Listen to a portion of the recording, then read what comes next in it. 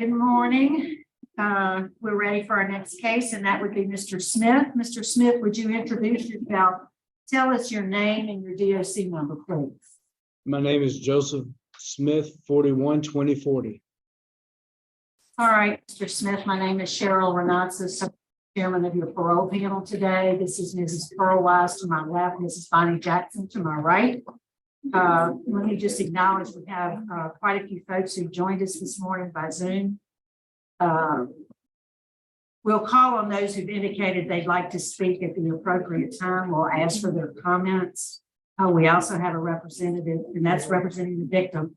We have a representative from the DA's office, Mr. Yoakum, who has also asked to speak. We'll call on him at the appropriate time. Here in support by Zoom, we also have a friend, Mr. Sandy. We'll call him at the appropriate time. First, let me read some identifying information into the record, Mr. Smith, and then I'm going to turn it over to Mrs. Jackson. Your case has been assigned to her. She'll take the lead on you. Yes, ma'am. So, Joseph Smith, you're classified as a first felony offender. You're currently serving a 60-year sentence, having been sentenced in Webster Parish in May of 1999 for attempted second-degree murder. You received a 50-year sentence. In theft, you received a 10-year sentence. They're running consecutively. Your parole eligibility date has been January 8th. No, I'm sorry, it's January 8th of 2024. Your adjusted good time date is October 28th, 2043. Full term is February 27th, 2068. Is that information correct, sir? Yes, ma'am. All right, would you answer Mrs. Jackson, please? Good morning, Mr. Smith. How are you? I'm fine. How are you? I'm fine, thank you. You're 44 years old, Mr. Case, Mr. Smith, rather. Yes, ma'am. And how I'm long 44 years of age. how long have you actually been incarcerated?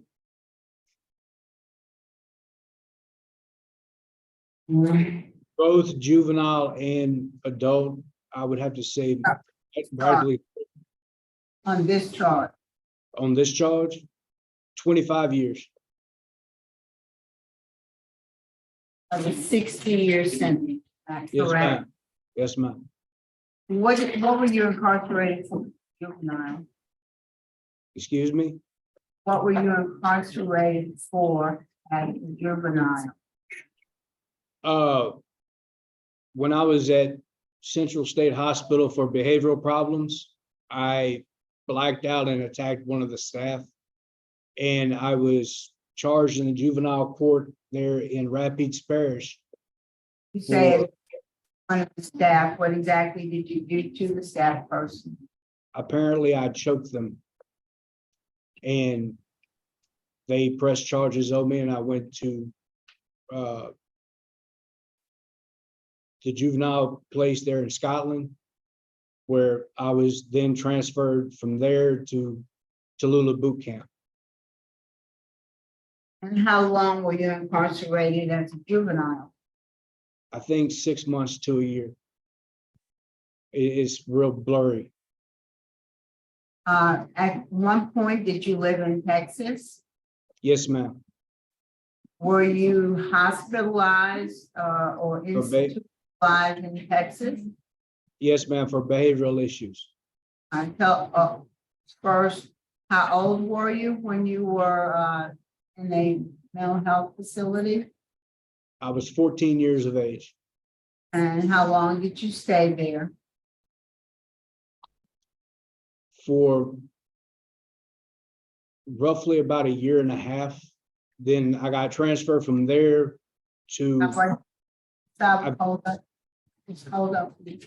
What behavioral issues caused you to be hospitalized in a mental facility? I had a very bad anger issue when I was a child. And it was my downfall. What did you do? What actions caused you to stop in the mental institution? What did you do and to whom did you do it?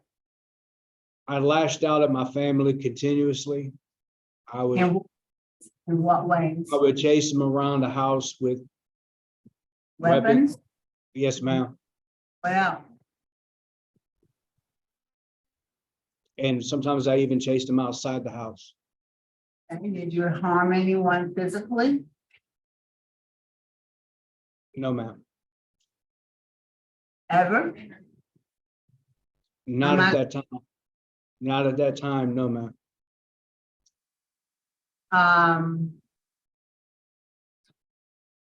So you were adopted, is that correct? Yes, ma'am. So let's go to the date of this incident. Walk me through your actions on the day that you murdered your adopted mother. I was at home. I was sitting down in the room watching TV. And she came into the room and she was angry and getting on my case about not having done something. I don't remember exactly now what exactly it was. But I just remember that we argued and something in my head, I guess, just broke or snapped, whatever you want to call it. And it was like I was there, but not there. It was like I was seeing myself, seeing what I was. Did you Ma'am? do?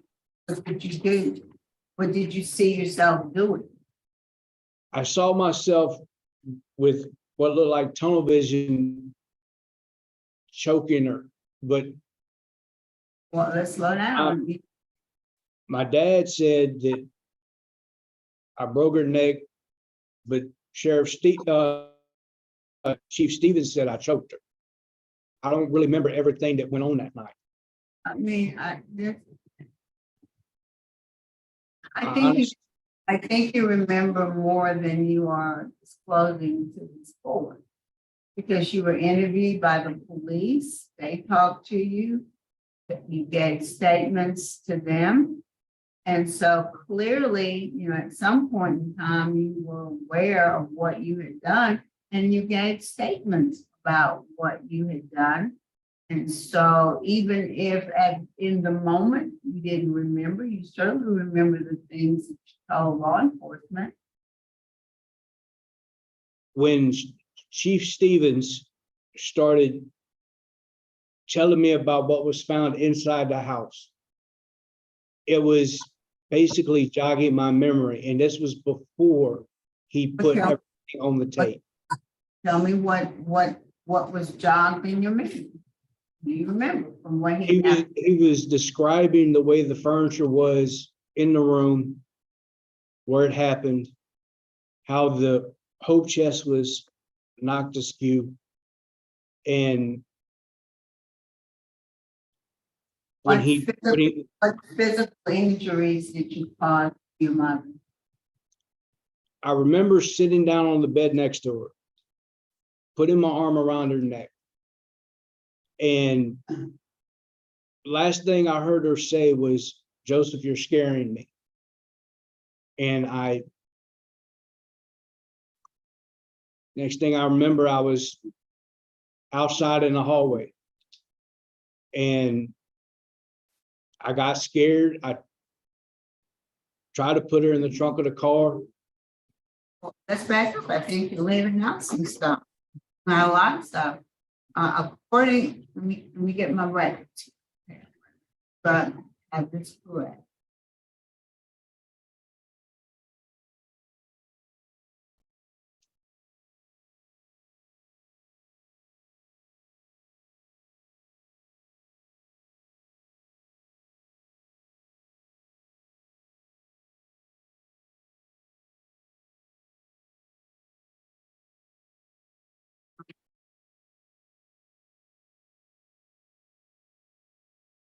Okay.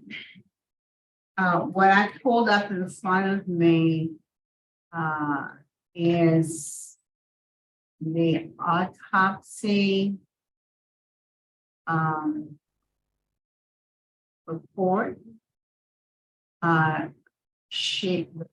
The manner of death was, the cause of death was manual strangulation. She had extensive hemorrhage of the neck to include the right and left, and he uses a medical term for the muscles, contusions of the larynx, contusion of the thyroid gland, and the left pericarditic artery. She had contusion, abrasions, and lacerations of the head and neck. So that means that she was hit in the head or about her head and neck with some object. So what did you hit her with? I honestly do not remember hitting her with anything. I remember we fell to the ground. That much I do remember. I don't remember hitting her in the head with anything. Because She had contusions and abrasions to the right lower extremity. She had contusions to the back. She had a broken back. She had a fracture of the lumbar vertebra. So that's not a vertebra in the neck. That's a vertebra in the lower back. And so her neck was not, her back was broken either by kicking or by hitting her with some object. She also had fractured ribs. And I believe this woman was in her 50s, is that correct? Yes, ma'am. And so it's not like she was an 80-year-old woman who had, fragile bones. So in order for her to have fractures of her rib, fracture of her vertebra, and all of the contusions that were on her body, means that this was a vicious attack on your mother. And I will tell you that, one of the things that I look for is honesty. And it's convenient for you to say that you don't remember these things, but you can't forget this. This is too extensive. I think most of that damage was done when we fell off and we Fell off what? that hope chest.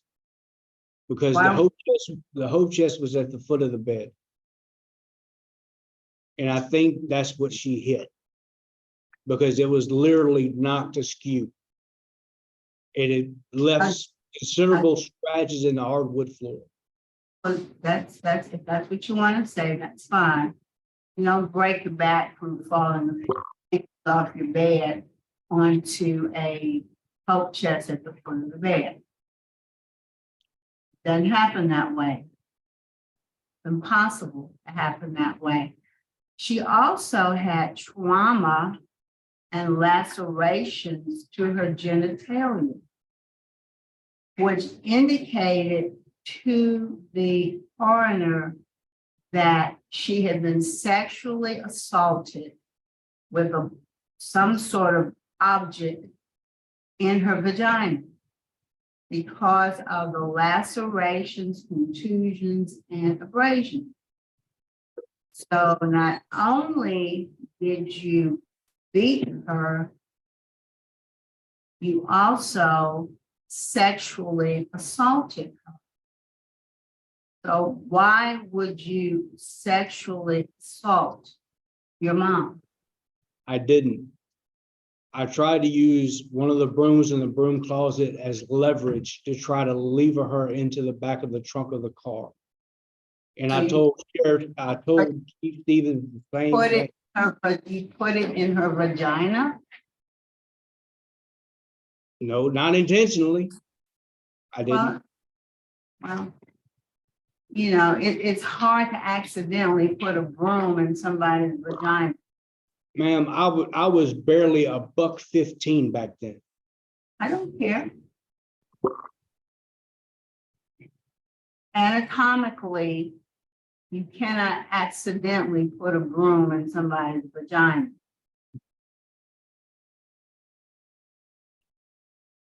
Now,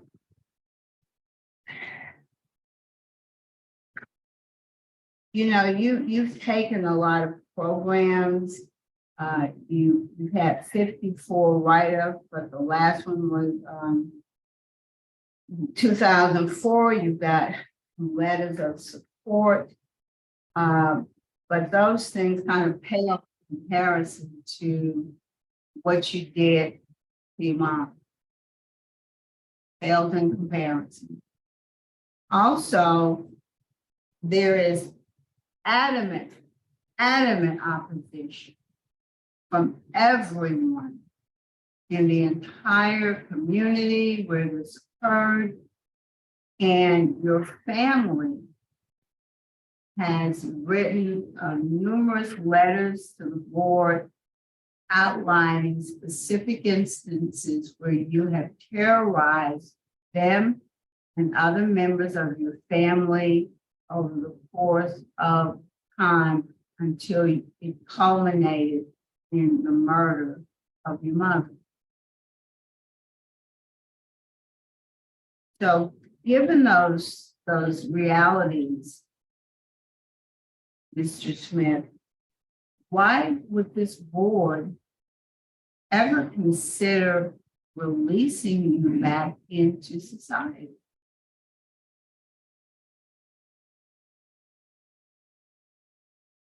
I can honestly say nothing in my defense that would justify anything that I've done in the past.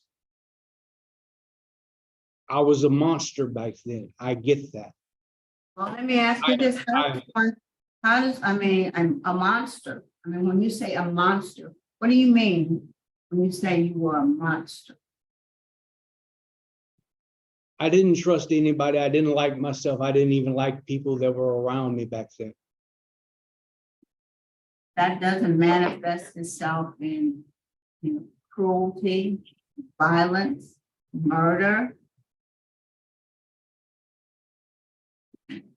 What they're not trying to tell you is I even tried to take my own life several times before that even happened. Well, unfortunately, But that's not, I'm not saying that to garner sympathy or anything like that. I'm just stating fact. why were you unsuccessful if you don't have any trouble? Because my parents kept a 24-hour watch on me everywhere I went. Why did they have to do that? Why did they have to do that? You would have to ask my dad that. Because I have no clue. No I have clue. All the no. behavioral issues that you've outlined, some that sent you to juvenile detention, some that sent you to a mental health facility. And you don't have any idea why your family had to keep such a close watch on you.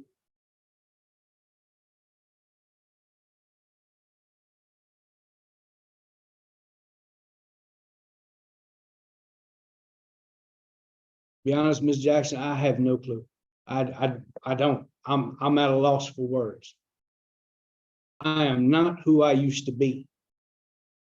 And I refuse to let that define who I become. You know, Mr. Smith, you're in a controlled environment. That I am. You are. And you have adapted to a controlled environment.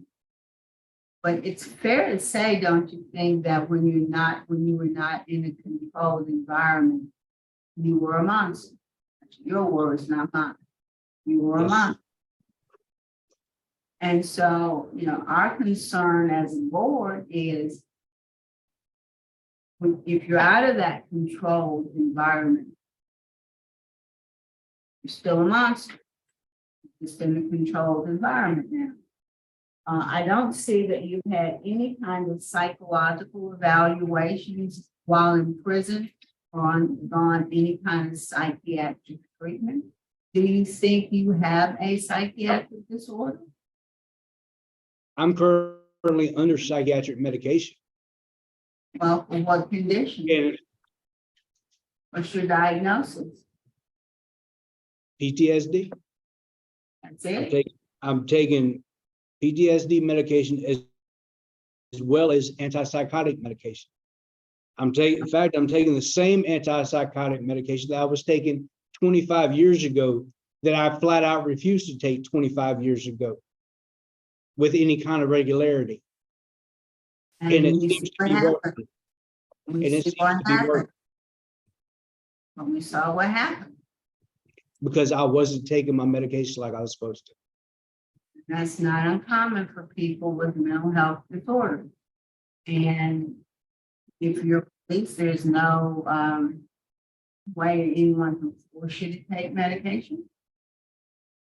My conscience would force me to take it. Because the alternative is spending the rest of my life in prison, something I don't want. Despite how much my family and the community may hate me, Are they I justified? don't expect them to forgive me for everything I've done. In fact, I wouldn't fault them if they did. But the fact still remains, I am not the same person I used to be. This is the, Ms. Jackson, this is the longest of my entire incarceration that I've ever been in general population without a single write-up, without going to the dungeon at any given time. When I was in Angola, they used to be like Motel 6, we'll keep a light on for you. That's how frequent I was catching write-ups. Captain DeVille at Camp C in 2000 said, Mr. Smith, aren't you tired of going to the dungeon? I said, yes, sir, I am. What kind of things were sending you to the dungeon? It all stems, I know not, I'm Most not of my saying. right- What kind of things did you do that sent you to the dungeon? And we do have a list of all of these. well, I know you do. I know you do. Tell me what kind of things were sending you to the dungeon? It all stems from a December 30th, 1999 write-up, when security wrote me up due to a confidential informant stating that I was one of the two masterminds behind the Captain Naps incident at Camp D, which was BS, because Major Melanson proved me innocent after the fact. And at that time, he was the head of investigation. And that's what got me released back out in the general population barely 6 to 8 months later. Have you had 54 separate write-ups? I've had exactly 49. Most of them were, I guess you call it on the same write-up, different rule infractions on the same write-up. But yes, I guess you could see it that way. Yes. But most of them were because security either did not want me in their camp or in their farm line, because they were trying to garner favor with Warden Kane. Why would Same way with that write-up from 03 back at Camp D. Why would they need to use you to gain favor with Warden Kane? Because everybody knew back then that I was on his it list. And why would you be on his hit list? I mean, Warden Kane had seen the worst of the worst of the worst. So why would you be on his hit list? I didn't say hit list. Whatever list. Because I was not supposed to leave. I was supposed to be left to languish in a cell for practically the rest of my Joes. behind something I had nothing to do with. That even the sergeant in the dorm said I had nothing to do with. I That see, everybody in the camp knew I had nothing to do with. I see you still harbor a lot of anger from that. I have a lot of distrust when it comes to security, yes. And I do sometimes get a little bit agitated, yes. No, but Because I have, I'm concerned about what happens when you get a little agitated. The last time you got a little agitated, your mom had been sexually assaulted. And I'm gonna tell you, Mr. Smith, I do view you as a threat to society. I do. well, I apologize for wasting everybody's time. Or what can you add? What can you I'm add? truly sorry for wasting everybody's time. Warren, what add? Ms. Jackson, y'all touched on most things that I wanted to talk about. You mentioned his improved conduct record since 2015, and he has participated in numerous programs since 2015. He received his GED in 2012, and he did have a restoration of some of his good time. I think I've given him back over 200 days, close to 300 days of good time out of the 500 something that he's lost since his incarceration. Some of the write-ups I excluded from his restoration of good time because of the nature of the RVRs and other things. So he can apply for those. He can reapply for those at a later date. Just to clear up the mental health issue on the institutional progress report you have, he's noted as a level of care 5H. That changed in May of this year, and you probably haven't gotten that because it's very current, very recent when he saw Dr. Seal, and his level of care is now level of care 4. And he did receive that mood disorder and post-traumatic stress disorder diagnoses on that day, May the 10th. And he saw Dr. Seal again on May the 31st of this year. So that's very recent. So that's why it's not included in the report that you have. He did start him on medication on May the 10th as well. But prior to that, he'd been close to 3 years without any consult with mental health. He did not seek any services for mental health. So this is new. It just started in May. I just wanted to point that out. And I'm open to any questions if you have any, Judge Jackson. I think you've addressed them, Warren. Thank you very much. Mr. Smith, you mentioned that you are in general population now. How long have you been in general population? I've been in general population this time since, what is it, 2014, I believe? Okay. Yes, All right. 2014, 2015. Without looking, it's been several years, Mr. Mike, 7 or 8 years. In population. I've been in the honor dorm since the end of 2015. Okay, good. I tell you, we'll hear now, we have Mr. Van Sanders here who wants to speak in support. Mr. Sanders, could we hear from you, sir? Let me unmute. Can you hear me? Yes, Okay. sir. All right. I've known, I met Joseph in 2014 when I started visiting the men at David Wade, basically for Bible study programs. And what I'll say is this, is that during that time, as recently, as last night, because we had a program last night, and he has, I can say he has impressed me with his sincerity, his compassion, and how he looks at other people. He's one of the ones, like, most recently, we we found out we had a young man there, but he isn't that young, but he cannot read, he cannot write. Joseph was one of the first ones to volunteer to help him, to teach him how to read and how to write. So he could, I guess you could say, melt back into society and be somebody that could really help.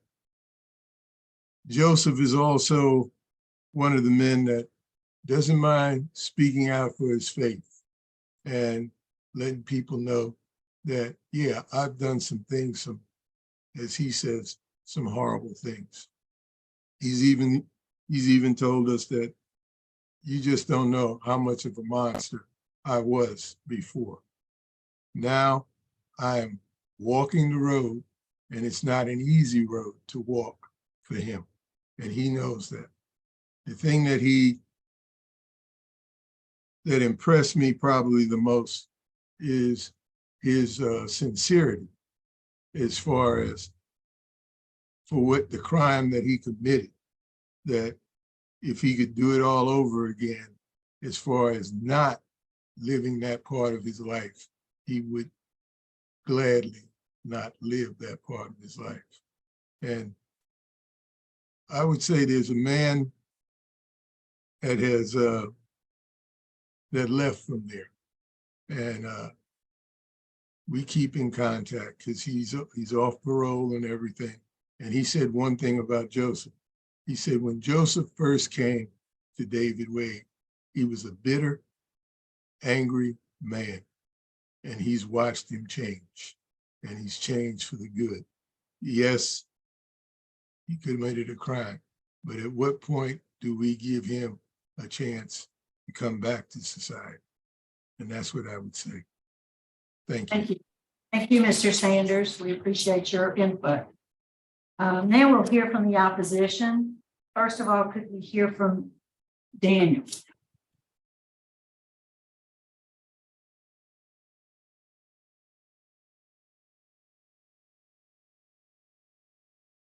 Okay, thank you very much, board. I appreciate your time. My name is James Daniel Smith. Can you hear me, board? Yes, sir. Thank you. I am the oldest son of James and Billy Smith. I've known Joseph since my parents adopted him over 40 years ago. And in that time, he has always had a malicious intent to his behavior. There have been people whom I love very dearly come into my life in the last 25 years that I fear greatly, should Joseph be released on parole, their lives and mine would be in grave danger. I know that while incarcerated, Joseph has obtained his GED and attended other educational classes. I also know that he has disciplinary reports, many of those, around 54, against him for fighting, disobedience, and theft just within the last 10 years. Which makes me strongly believe with all my heart that he has not changed. We all know that actions speak louder than words. So please, I beg you, take that to heart when considering his parole. He may try to convince you that he has changed and is able to re-enter society. But I strongly believe a person of his evil character and past violence will never change enough to be a productive member of society. There are too many lives at stake and in tremendous danger should he be released on parole. He will always, I cannot stress that enough, always be a threat to society.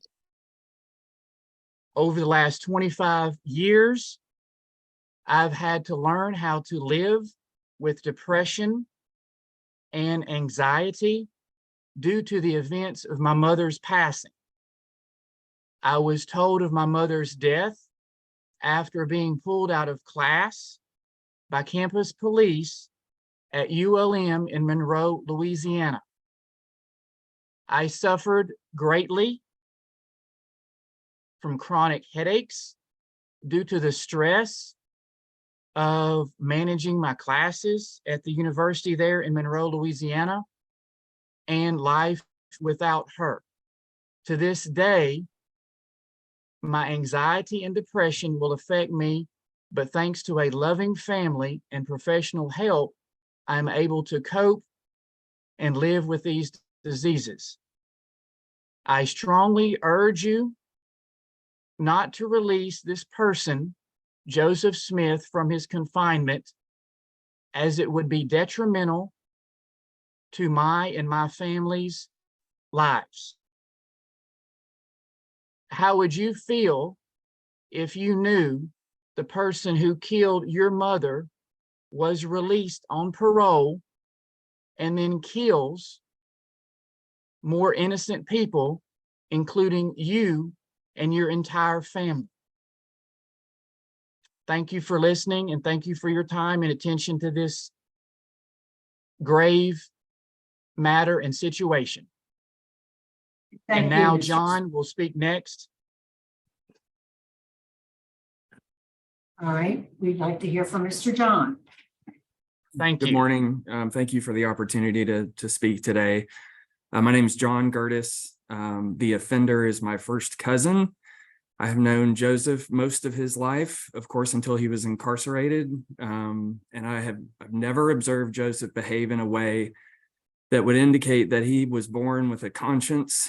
And very unfortunately, there is no known way to correct that. Joseph exhibits the traits of someone with antisocial personality disorder, and congruent with the definition as stated in the Diagnostic and Statistical Manual of Mental Disorders, which are self-centeredness, a lack of empathy, persistently deceitful, disregard of promises or agreements, violent behavior, persistent irritability, and may react with sadism when confronted by the fallout of his actions. And we know that Joseph reacted with sadism against his mother, my Aunt Billy Smith. It's there in the autopsy report, which you've already covered, thankfully. I don't have to touch on that. But it was a closed casket at the funeral based on what he had done to her. The autopsy describes an aggravated first-degree rape, which is a crime that carries a life sentence without parole in the state of Louisiana. For some reason, prosecutors did not pursue a conviction for that crime. We can only speculate why. The change in statute back in 2015 or 2016 that allows for early parole eligibility does not appropriately contemplate a circumstance like this, where an offender may not have been fully charged with all of the crimes he committed. He raped and murdered not just any person, it was his own mother, my Aunt Billy. Joseph cannot be released for two main reasons. First, and most importantly, he's a violent psychopath that poses a significant risk to surviving victims and the general public. And second, releasing Joseph after such a short time, after the way he brutally beat, strangled, and raped her, is a violation of her memory. He owes us, at a minimum, another 35 years. He stole a beloved family member from us, and you, the board, have the power to make this situation right by denying his parole now and extending his next opportunity for parole another 35 years at least. It is insane to think that we, the victims, should be put through this exercise ever again. Thank you for your time. Thank you for the opportunity to speak. I'll pass it to Angela. Thank you, Mr. Gardis. We'd like to hear from Miss Angela Brakefield, please.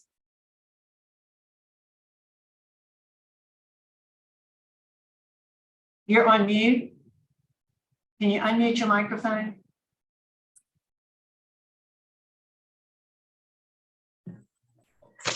Sorry about that. Good morning, everyone. Thank you both, Daniel and John. And my name is Angela Harris Breakville, and my parents and the offender's parents were best friends.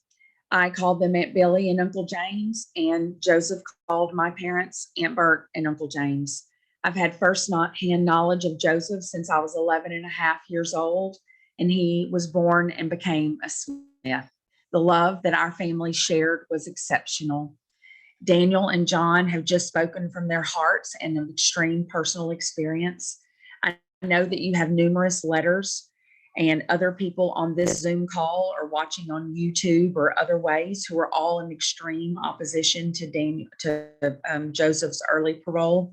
Some are very reluctant or fearful to step forward because they know firsthand what Joseph has done in his lifetime to his loving mom. They also fear what he will do if he is released. I understand their reluctance and fear. Joseph Benton Smith was prosecuted and convicted for murder too and theft of her car for reasons unknown to us.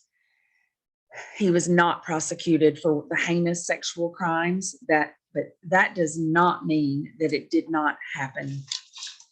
As you may have heard and have the autopsy that was covered, I appreciate that you did cover that. It is unbelievable to know that Joseph did rape his own mother. Joseph is a murderer and a rapist. Joseph's crimes were violent and egregious. And the scary thought and known fact is that his acts will occur again. You may wonder about the kind of man that Joseph was back in 1998. He may look older now, but I will assure you he is the same dishonorable man today. I see that he's completed his GED, and though that is to be noted, it does not denote rehabilitation. It does not miraculously provide someone with a moral compass. The difference between right and wrong were not missing in Joseph's life. His parents, his extended family and friends, his church family, his school system were there to love, lead, and guide and help instill these morals, and the countless professional attempts that everyone tried to get him. A perfect example of Joseph being a master manipulator, as referenced earlier today, is a relationship with my then boyfriend, Clayton. Joseph was 6 when they met, and they formed an exceptional immediate bond. Joseph never, not once, had any negative behavior when Clayton was around for 13 years until he killed Aunt Billy, controlled his frightening, manipulative behaviors from Clayton the entire time. I actually didn't hear an apology from Joseph today about killing him, Aunt Billy. There are 4 main reasons that people are placed in jail. The first is retribution, punishment for crimes against society. Society has been safer since Joseph has been in prison since 1998. He must serve his sentence in entirety. The second is deterrence, prevention of future crimes. Joseph is being deterred, but his behavior is not being changed for the future as prisons wish in this case. Incapacitation, making one incapable of committing a crime. The only way to incapacitate him is to keep him locked up. Rehabilitation, rehab does help many people work to change their behavior and become productive members of society. However, Joseph will never be able to improve his behavior, mental health, and social functioning to become a productive citizen of society. In closing, you, the board, have a very difficult job, and we thank you for what you do. The last thing is I kindly ask you to focus on the Louisiana Board's mission, vision, and values statement. The mission of the board is informed decision-making, promoting public board safety and needs of crime victims, We have informed you, the board, with valuable information to make the informed decision, thereby promoting public safety, addressing the needs of crime victims, and we believe we have shown you that Joseph is not ready for a successful community reentry and cannot be appropriately prepared, not even supervised.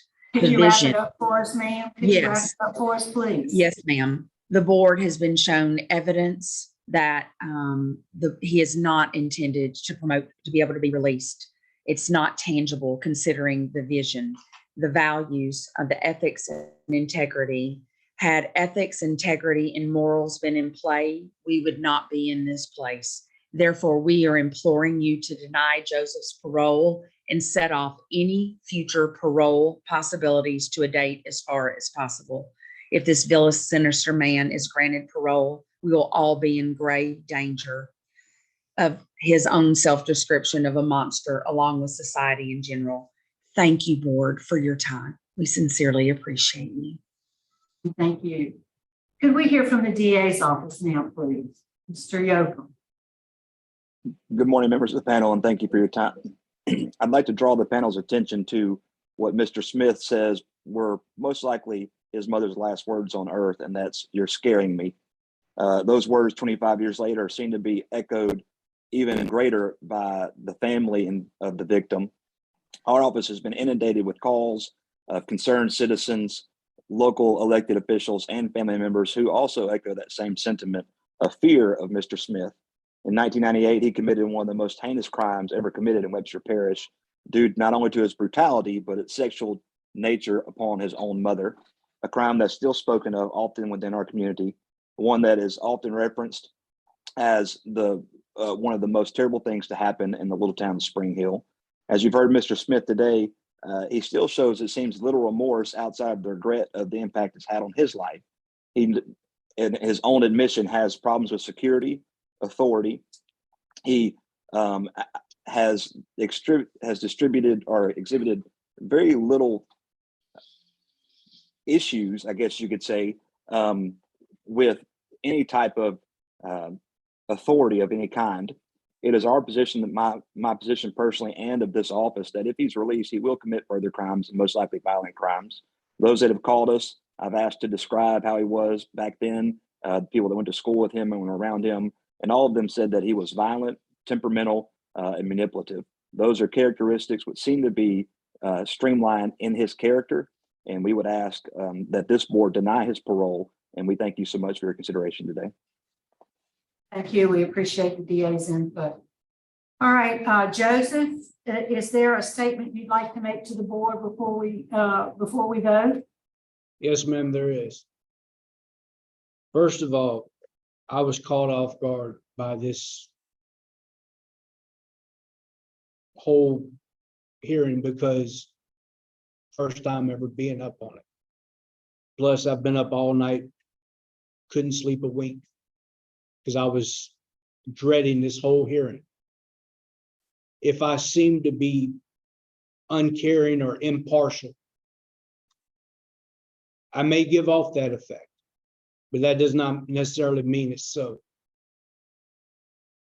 I am utterly ashamed of myself. I was debating as to whether or not to file the paperwork or not file the paperwork. I let other people talk me into filing the paperwork. Maybe people have changed, but I can honestly see people have not changed, despite those around them are trying to change.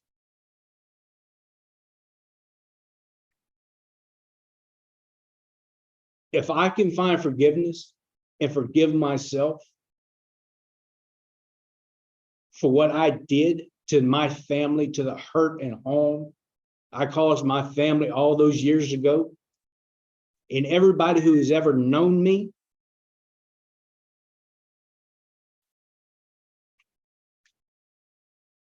it's got to end somewhere. The chain has got to be broken somehow.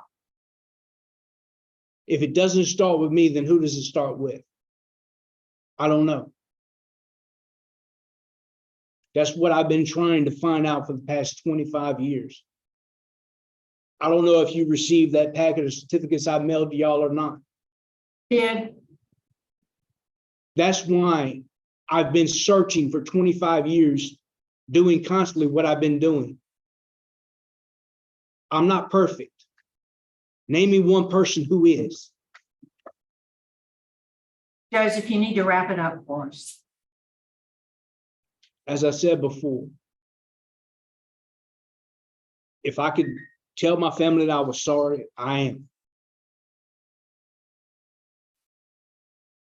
I can't stress how sorry I am. I'm the lowest of human beings on the face of this earth. Nobody knows that more than me. But once again, I'm sorry for wasting everybody's time today. All right, Joseph, thank you. I think we'll be voting. We'll start with Mrs. Jackson. Mr. Smith, as I said earlier, you've done a lot of programs and accomplished some good things while you're incarcerated. But that's in a controlled environment. When I look at the totality of this case, look at your history, even your demeanor today, there were points in this interview that you were getting angry. I see the anger rising up in you. Sometimes things that you have accomplished can in no way overcome the nature of the crime that you committed. And unfortunately for me, this is one of those cases. It was a horrific crime, absolutely horrific. There have been demonstrated instances of violence throughout your youth, even from a small child. And some of those things are ingrained in you, Mr. Smith. They can't be programmed out. And so because of the nature of the crime, because of the adamant opposition, not only from the victims, but the entire community, and my belief that you continue to pose a risk to society, my vote today is to deny your request for solace. Mrs. Fox. Thank you. Good morning, Joseph. I listened. I wanted to thank Billie Jean's family for how well you honored her today.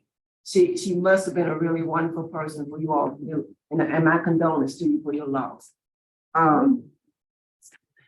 Joseph, say her name. You've never said her name. Billy Sharon Highsmith.